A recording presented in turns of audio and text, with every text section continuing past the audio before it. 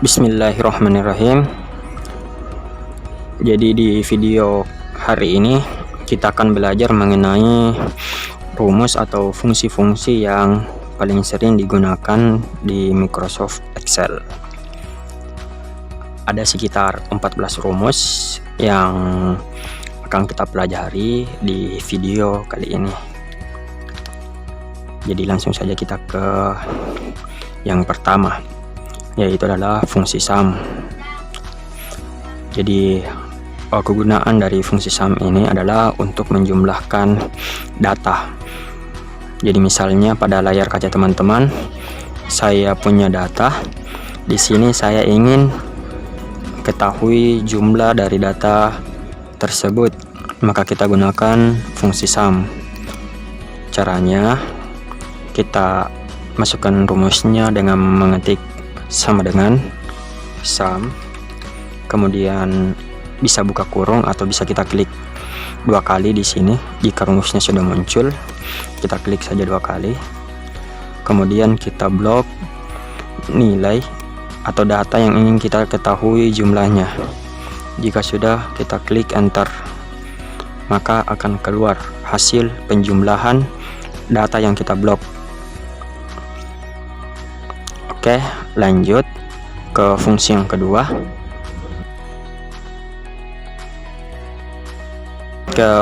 kedua. Yaitu fungsi count.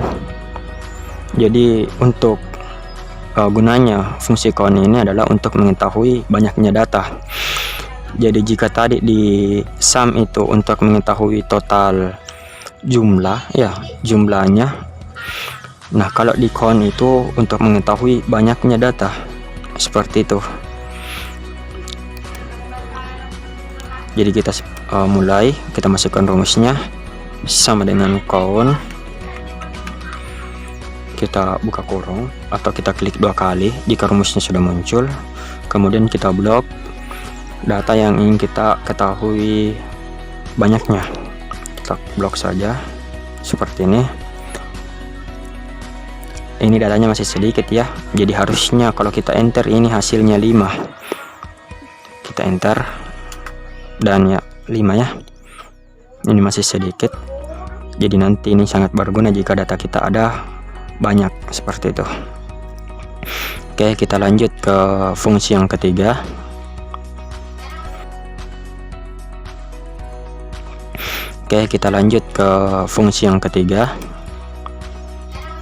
Yaitu adalah fungsi average. Jadi sesuai dengan namanya average, jadi fungsi ini adalah untuk mengetahui nilai rata-rata dari data. Jadi langsung saja kita masukkan sama dengan average, kemudian buka kurung, kita blok nilai yang akan kita ketahui rata-ratanya seperti itu, kemudian kita enter, maka nilai rata-rata dari data ini adalah 75,6. Jadi seperti itu, masih mudah ya. Kita lanjut ke fungsi yang keempat, fungsi if. Jadi pertama, apa guna dari fungsi if ini? Jadi fungsi if ini adalah untuk menggolongkan misalnya suatu nilai itu ke dalam suatu kriteria tertentu. Jadi misalnya kita mendapatkan nilai 65, maka nilai 65 ini termasuk ke dalam kriteria apa atau predikat apa. Harusnya kan C ya kalau 65, seperti itu. Begitu juga untuk nilai-nilai yang lain. Jadi langsung saja kita ke rumusnya. Selalu mulai dengan sama dengan, kemudian if, kita buka kurung, if buka kurung. Kemudian di sini juga teman-teman bisa sebenarnya lihat apa yang harus kita masukkan ya. Logical test, kita masukkan logical testnya, yaitu adalah nilai ini sendiri seperti itu. Kemudian kita masukkan logikanya ya. Jadi jika nilai ini itu lebih besar atau sama dengan 86 di sini ya, 86, maka nilai itu adalah A. Kita koma, kemudian kita kasih tanda petik, kemudian A,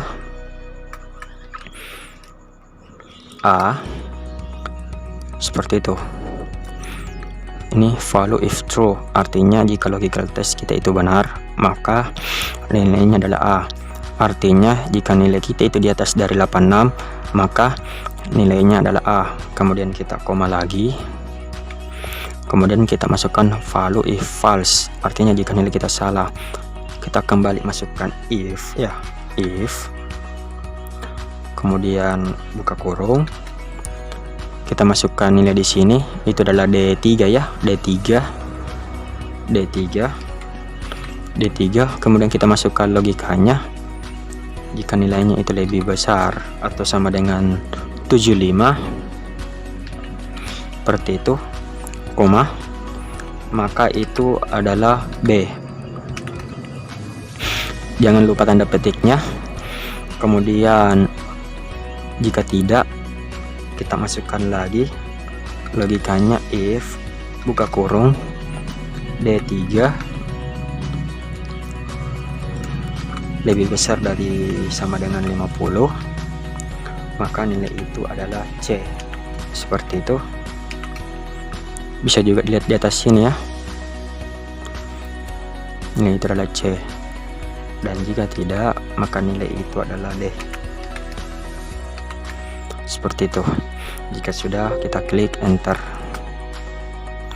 Jika ada tampilan seperti ini, klik saja yes, maka predikatnya untuk nilai 65 adalah C. Jika sudah, tinggal kita geser saja ke bawah, maka akan jadi seperti ini. Jadi kita pahami dulu rumusnya ya. Jadi ini adalah rumusnya, bisa dilihat juga di sini teman-teman. If, jadi if jika D3, ini D3 ya.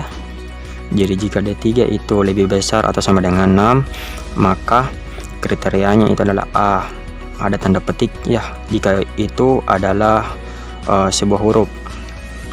Kemudian if, jika lebih besar dari 75, maka itu adalah B. Begitu juga jika lebih besar dari 50, maka itulah C. Dan jika tidak termasuk dalam kriteria yang ini, yang 3 ini, maka itu adalah D.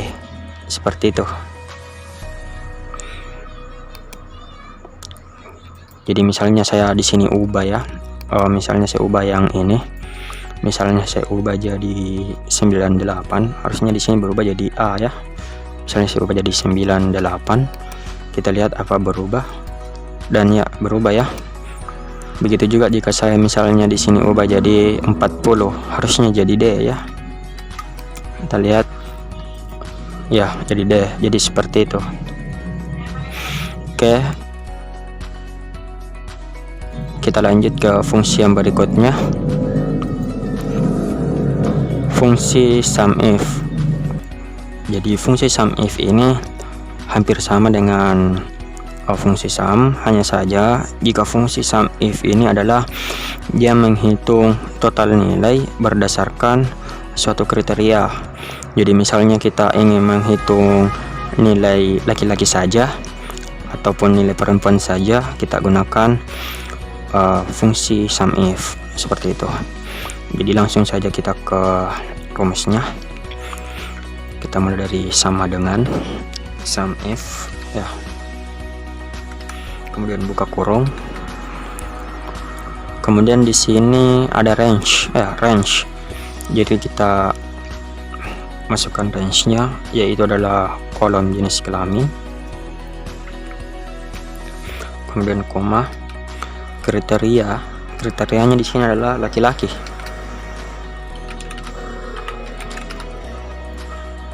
Seperti itu. Kemudian koma. Kemudian kita masukkan sum range, artinya range yang akan kita jumlahkan ya. Seperti ini. Kemudian kita klik enter. Maka total nilai laki-laki adalah 489. Begitu juga untuk total nilai perempuan. Kita ketik sama dengan SUMIF buka kurung, range-nya kolom jenis kelamin, koma, kita masukkan kriterianya perempuan ya, koma, kemudian untuk sum range-nya adalah kolom nilai, kemudian kita enter. Jadi total nilai perempuan adalah 311.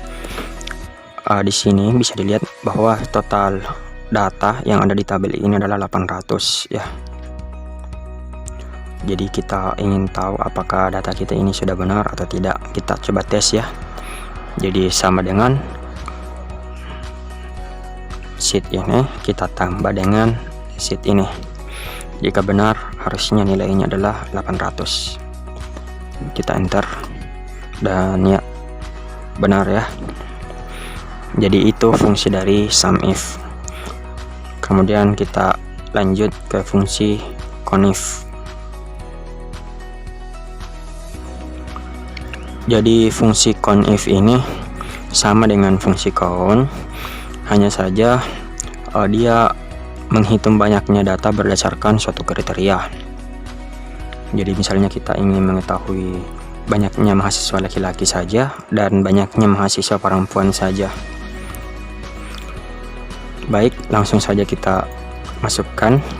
Selalu mulai dengan sama dengan CONIF, buka kurung, kemudian kita masukkan range-nya, yaitu adalah kolom jenis kelamin, koma, kemudian kita masukkan kriterianya, yaitu laki-laki, lalu kita enter. Jadi jumlah laki-laki ada 6. Kemudian untuk perempuan juga seperti itu, sama dengan CONIF, buka kurung, range-nya kita blok kolom jenis kelamin, koma, kriteria, yaitu adalah perempuan. Kita enter. Jadi banyaknya mahasiswa perempuan adalah 4. Jadi kita jumlahkan ini 6 tambah 4 ini kan 10. Jadi sama dengan banyaknya data kita 10 ya. Jadi fungsi kita sudah benar. Kita lanjut. Sekarang adalah fungsi proper. Jadi fungsi proper ini kegunaannya adalah kita mengubah teks, dimana nantinya hasilnya itu adalah teks kita akan menjadi huruf kapital di awal kalimat. Seperti itu. Kita coba sama dengan di sini, sama dengan proper. Kita klik 2 kali rumusnya, masukkan teksnya ini, kemudian kita enter. Dan ya itu. Jadi setiap awal kata akan menjadi huruf kapital. Ya, kita lanjut. Fungsi upper. Jadi fungsi upper ini adalah kita mengubah teks itu menjadi huruf kapital keseluruhan. Kita coba sama dengan upper. Klik 2 kali, kemudian kita blok teksnya, kemudian enter. Dan teksnya akan menjadi huruf kapital keseluruhan. Seperti itu, cukup mudah ya. Bisa juga dilihat di sini rumusnya teman-teman. Kemudian lanjut fungsi lawar. Jadi fungsi lawar ini adalah kita mau mengubah teks menjadi huruf kecil semua. Jadi masukkan rumusnya sama dengan lawar, buka kurung, masukkan teksnya. Nah, di sini teksnya kan huruf besar semuanya. Jadi kita masukkan fungsi lawar untuk mengubahnya ke huruf kecil semua. Ya, enter.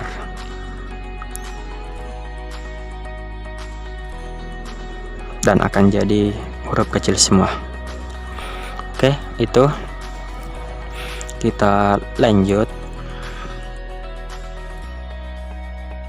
yaitu adalah fungsi left, mid, dan right. Jadi saya jelaskan dulu. Jadi fungsi left, mid, right ini adalah untuk left itu kita mengambil huruf dari sebuah kata dari kiri, ya, left. Untuk mid itu dari tengah, dan untuk right itu dari kanan. Jadi langsung kita terapkan supaya kawan-kawan mengerti. Jadi sama dengan left, ya, buka kurung atau bisa diklik 2 kali, kemudian klik teksnya ini, koma, kemudian masukkan berapa kata yang ingin kita ambil. Misalnya 4, ya, artinya ada 4 huruf yang akan saya ambil di kata bangsawan ini. Jadi nanti hasilnya adalah bang, ya, bang. Kita enter, dan ya, bang. Kita lanjut di right dulu, ya, right. Jadi sama dengan right, klik 2 kali atau bisa buka kurung, klik teksnya, koma, kemudian berapa kata yang ingin kita ambil dari kanan. Misalnya saya mau ambil one, ya, one. Jadi ada 3, kita masukkan 3, enggak, enter, jadi one. Selanjutnya yaitu adalah fungsi mid. Jadi kita sama dengan mid, ya, buka kurung, kemudian kita klik teksnya sini, koma, kemudian kita mau start dari huruf yang keberapa. Misalnya saya mau start dari huruf S, berarti S itu huruf yang ke 1, 2, 3, 4, 5, huruf yang kelima. Masukkan angka 5, koma, dan kita mau ambil berapa huruf. Misalnya 3 saja, ya, 3 saja. Kemudian kita enter. Harusnya nanti jadi saw, ya, saw, ya, saw, seperti itu. Baik, kita lanjut ke fungsi yang selanjutnya, yaitu fungsi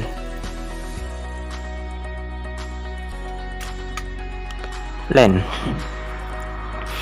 Jadi fungsi len ini adalah untuk mengetahui banyaknya karakter atau huruf dalam sebuah kata. Jadi misalnya di sini ada kata bangsawan, kita ingin tahu berapa jumlah hurufnya, kita gunakan fungsi len. Caranya sangat gampang, sama dengan len, kemudian klik teksnya dan enter. Jadi di bangsawan ini ada 9 huruf seperti itu, yaitu fungsi round. Jadi fungsi round ini adalah untuk pembulatan. Jadi kita punya angka dan banyak sekali komanya di belakang. Fungsi round ini bisa kita gunakan untuk membulatkan. Jadi langsung saja kita lihat sama dengan round seperti itu, buka kurung, kemudian kita klik nomornya, ya, nomor ini, koma, kemudian kita masukkan berapa jumlah koma yang kita inginkan. Misalnya saya pilih 2 angka saja, ya, di belakang koma, dan kita enter. Jadi inilah hasilnya. Jadi sebelumnya angka kita ada 5 angka di belakang koma, sekarang dengan fungsi round sudah jadi 2 angka di belakang koma, yaitu adalah fungsi concatenate. Jadi fungsi concatenate ini adalah untuk menggabungkan teks menjadi satu. Seperti itu, kita eksekusi sama dengan concatenate, ya, concatenate, ya, sudah muncul di sini, bisa diklik, ya, klik, kemudian kita masukkan teks 1, teks 2, teks 3, tidak terbatas, terserah kita. Tapi di sini saya contohkan 3 teks saja, kemudian klik enter dan akan bergabung. Nah, jika dilihat di sini teks yang kita gabungkan itu belum punya spasi. Nah, ketika kita ingin memasukkan spasi, bisa kita modifikasi rumusnya. Jadi kita klik, kemudian kita ke sini, ya, kemudian kita masukkan yang seperti ini, jadi tanda kutip 2 kemudian spasi kemudian kutip lagi. Jadi kita eksekusi saja, spasi kutip dulu ya, baru spasi baru kutip lagi. Begitu juga untuk teks yang lain.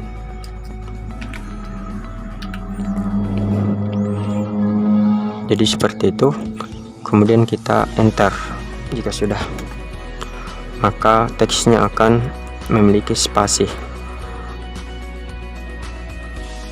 Selanjutnya kita masuk ke rumus yang ini, VLOOKUP dan HLOOKUP.